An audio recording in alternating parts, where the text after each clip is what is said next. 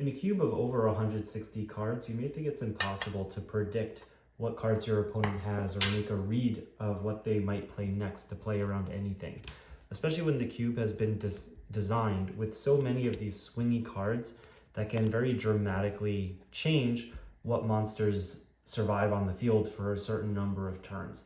Even something like Kunai with Chain, if it's timed at the right moment, can destroy 2 or more monsters by giving a really timely boost. This does add a degree of unpredictability, but I do think that there are certain things that the player can do to be able to better predict what card an opponent has and also conserve your resources in a way that you don't get blown out by a well-timed play that the opponent has. Now, generally, the cards that are going to blow you out the most are going to be ones that are stronger for the player who is behind. So, some examples like this would be, here we go, I'll put it right here, would be cards like Needle Sealing or Weigh-Bridge or Punch in the Box, where the opponent needs to control more face-up monsters than you in order to be able to activate them or get the most value from it. So whenever you're in a duel, I think it's important to have a mental checklist of what if the opponent has this card and how would I be able to play around it. There are also some cards that are in the extra deck. Those are much more readily available and they're going to appear a lot more often.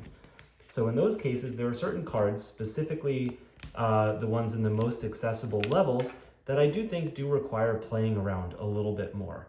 So, levels 4, 5, or rank 3 and rank 4, these are definitely the most commonly summoned levels of monsters. And it's important just to remember that these could come out at any given moment. So something like, what is this called? Super Quantal Mech Beast Gram Pulse, 1800 attack monster. You could detach a material to pop a spell or trap. If you're really relying on a specific spell or trap card and the opponent has a level 3 or 2 level 3 monsters, remember that this could come out. Same thing with Diamond Direwolf. He could pop himself and destroy any card. Merry Melfies can just bounce a card back to the hand, and if you're bouncing an Xyz or a Synchro, that's technically a +1. Similarly, Goyo Chaser, right? Can it just steal your monster? All of a sudden, this is a great way for the opponent to get a plus that they otherwise may not have. And because this spot removal can occur without the requirement of a battle phase, aside from Goyo Chaser, it's important just to remember that do you have an answer to those things? The next sort of swingy type of card effect that exists in the cube are ones that enable special summoning. So this is definitely something we've been experimenting with a little bit more in the past couple times we've played the cube.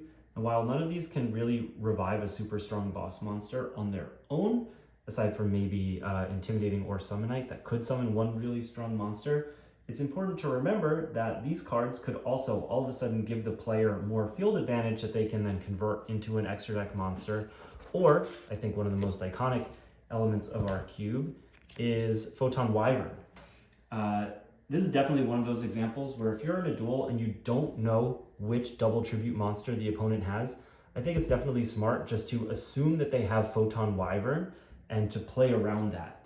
Now, I can think of examples where we've been tied in terms of card advantage and I happen to have the number of face down monsters and then all of a sudden I lose because you drop Photon Wyvern on me and now all of a sudden I'm way behind in card advantage as well as momentum.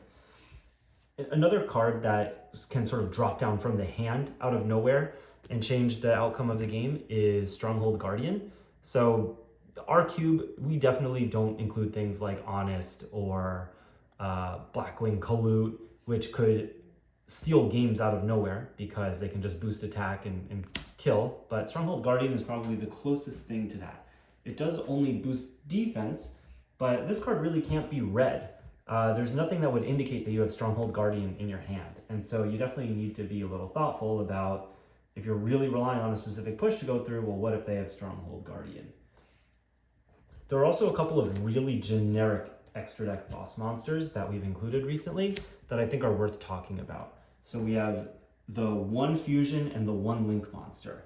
Now these monsters require any 2 or 3 monsters. They don't need to have specific levels. They don't need to have a tuner. So at any time, any 2 monsters could turn into Haggard Lizardos, which basically can run something over or crash with it. That's generally the way that this card would be used. So it's good to know that even though it's only 800 attack, it can possibly kill something. And then similarly, Trishula is really just a 2700 beat stick.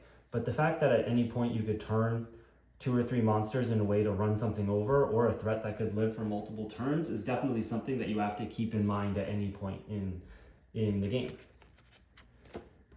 There are some extra deck monsters that have very specific effects that can swing the course of a duel, either by being able to destroy multiple monsters or by being able to inflict piercing damage.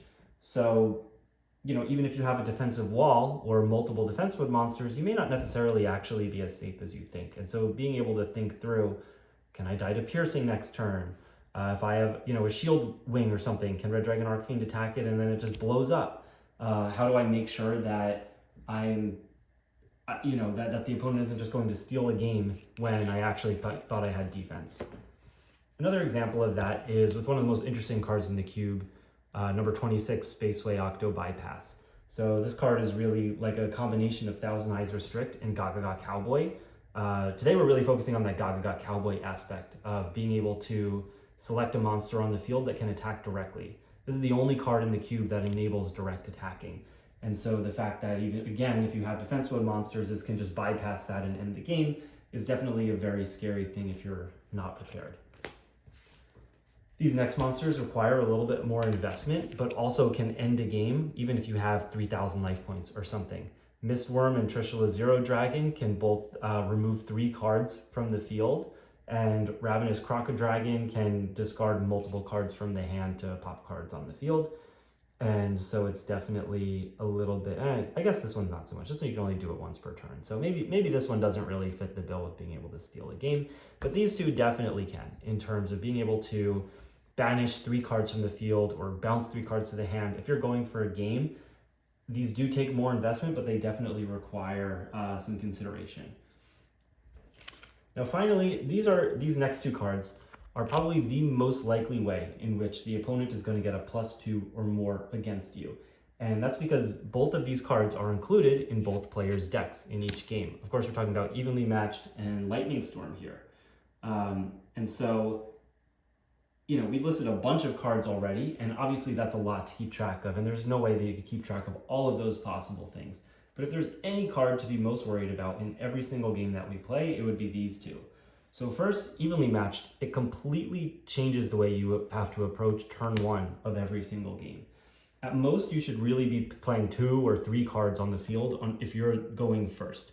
Because let's say if you're the turn 1 player and you set 3, 4, 5 cards on the field and end your turn, if the opponent has Evenly Matched in their hand on the first turn of the game, they can immediately say, okay, battle phase, end battle phase, play this from their hand, and now you have to banish all but 1 card on the field.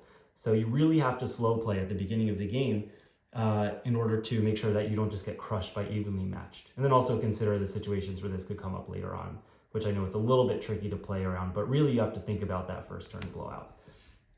Lightning Storm is another tricky one because its effect is either Raijeki or Harpy's Feather Duster.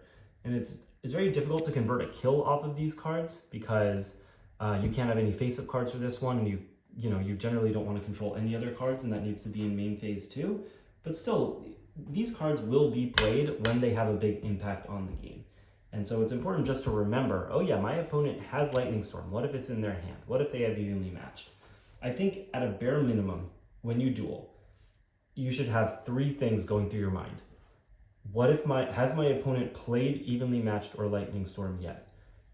And if yes, okay, we'll proceed one way. If no, well then let me think about this differently. If they haven't played it, if they do have the card in their hand or their field right now, am I vulnerable? Would I be able to come back from that? Am I saving my strongest resources? I think the next thing that you should probably be asking yourself is Photon Wyvern. Has the opponent revealed what their double tribute monster is? If their tribute monster could be Photon Wyvern, are they able to summon it on the next turn, and would they hurt me? And then the final question is just based on the monsters on the field, which extra deck monsters could they summon on the next turn, and what would happen to my field if they were to summon a very specific extra deck monster? Do I have an answer to that extra deck monster so that I could maintain my board state? Right? Some of them, like Haggard Lizardos, requires the battle phase to get value. Actually, all 3 of these do, right? Whereas some of these, Diamond Direwolf, for example, or Mary Melfi's, or Trishula, they don't require the battle phase. So do I have a way to respond to that in case that's the case? So if you just think about those three things, I think at the end of the day, the best way to ensure winning is that when you get to late game, when players have gone through most of their resources, do the cards that you hold in your hand provide more impact than the cards the opponent has in their hand? Are you saving your strongest answers to things so that way you can find the game shot and win the game? So hopefully this was an interesting discussion. I found it kind of interesting to think through how to make better predictions and reads, because I think it can help make the games a little bit more dynamic and interesting.